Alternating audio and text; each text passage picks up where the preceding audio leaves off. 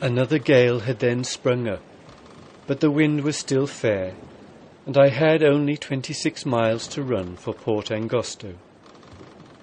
A dreary enough place where, however, I would find a safe harbour in which to refit and stow cargo.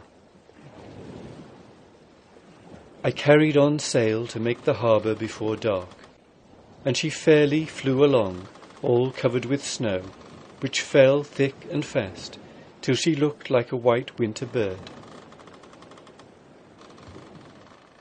Between the storm bursts, I saw the headland of my port, and was steering for it when a flaw of wind caught the mainsail by the lee, jibed it over, and dear, how nearly was this the cause of disaster. For the sheet parted and the boom unshipped, and it was then close upon night. I worked till the perspiration poured from my body to get things adjusted and in working order before dark, and above all, to get it done before the sloop drove to leeward of the port of refuge. Even then, I did not get the boom shipped in its saddle. I was at the entrance of the harbour before I could get this done, and it was time to haul her to or lose the port. But in that condition, like a bird with a broken wing, she made the haven. The accident which so jeopardized my vessel and cargo came of a defective sheet rope, one made from sisal, a treacherous fibre which has caused a deal of strong language among sailors.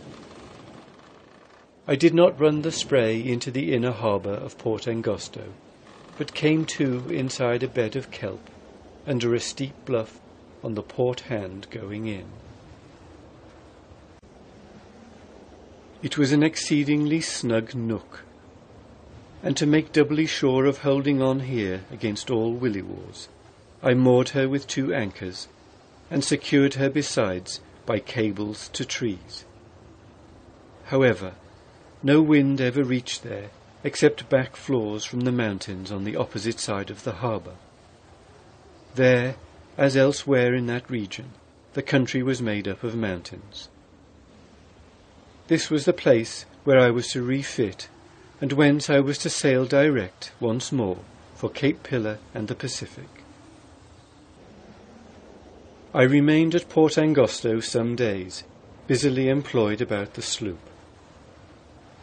I stowed the tallow from the deck to the hold, arranged my cabin in better order, and took in a good supply of wood and water. I also mended the sloop's sails and rigging, and fitted a jigger, which changed the rig to a yawl, though I called the boat a sloop just the same, the jigger being merely a temporary affair. I never forgot, even at the busiest time of my work there, to have my rifle by me, ready for instant use, for I was of necessity within range of savages, and I had seen Fuegian canoes at this place when I anchored in the port farther down the reach on the first trip through the strait. I think it was on the 2nd day, while I was busily employed about decks, that I heard the swish of something through the air close by my ear, and heard a zip-like sound in the water, but saw nothing.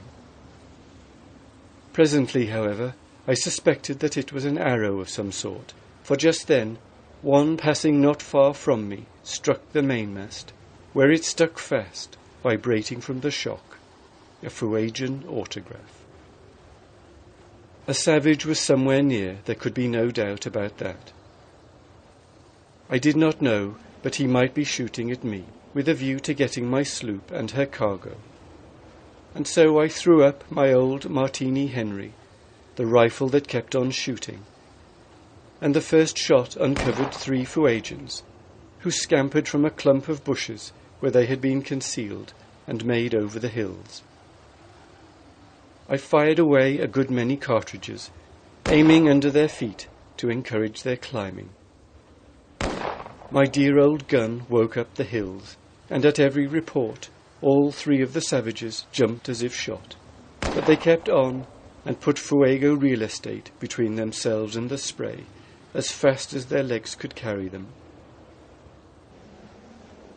I took care then, more than ever before, that all my firearms should be in order, and that a supply of ammunition should always be ready at hand.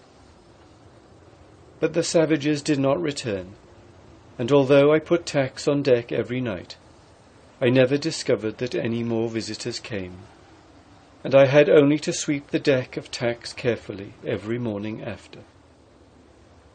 As the days went by, the season became more favourable for a chance to clear the strait with a fair wind, and so I made up my mind after 6 attempts, being driven back each time, to be in no further haste to sail. The bad weather, on my last return to Port Angosto for shelter, brought the Chilean gunboat Condor and the Argentine cruiser Azopardo into port. As soon as the latter came to anchor, Captain Mascarella, the commander, sent a boat to the Spray with the message that he would take me in tow for Sandy Point if I would give up the voyage and return, the thing farthest from my mind. The officers of the Azopardo told me that, coming up the strait after the Spray on her first passage through, they saw Black Pedro and learned that he had visited me. The Azopardo, being a foreign man of war, had no right to arrest the Fuegian outlaw, but her captain blamed me for not shooting the rascal when he came to my sloop. I procured some cordage and other small supplies from these vessels, and the officers of each of them mustered a supply of warm flannels, of which I was most in need. With these additions to my outfit, and with the vessel in good trim, though somewhat deeply laden, I was well prepared for another bout with the southern, misnamed Pacific, Ocean. In the first week in April, south-east winds, such as appear about Cape Horn in the fall and winter seasons, bringing better weather than that experienced in the summer, began to disturb the upper clouds. A little more patience, and the time would come for sailing with a fair wind. At Port Angosto, I met Professor Dusen of the Swedish scientific expedition to South America and the Pacific Islands. The professor was camped by the side of a brook at the head of the harbour, where there were many varieties of moss in which he was interested, and where the water was, as his Argentine cook said, muy rico. The professor had 3 well-armed Argentines along in his camp to fight savages. They seemed disgusted when I filled water at a small stream near the vessel, slighting their advice to go farther up to the greater brook, where it was muy rico. But they were all fine fellows, though it was a wonder that they did not all die of rheumatic pains from living on wet ground. Of all the little haps and mishaps to the Spray at Port Angosto, of the many attempts to put to sea, and of each return for shelter, it is not my purpose to speak. Of hindrances there were many to keep her back, but on the 13th day of April, and for the 7th and last time, she weighed anchor from that port.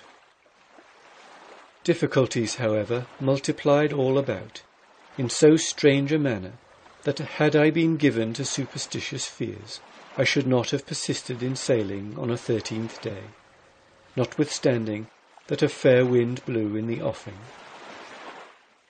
Many of the incidents were ludicrous.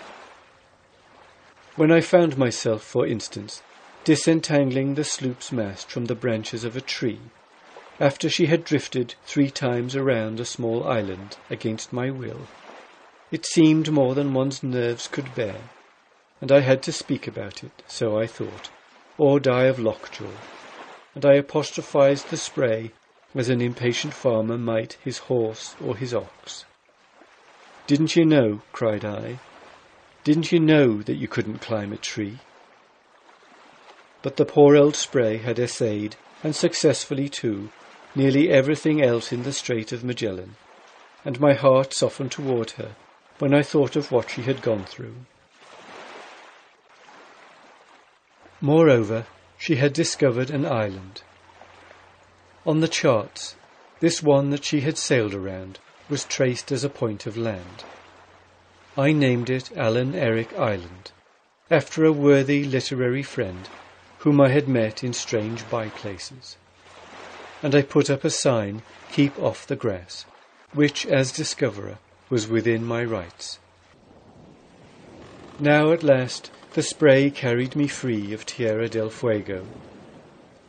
If by a close shave only, still she carried me clear, though her boom actually hit the beacon rocks to leeward as she lugged on sail to clear the point.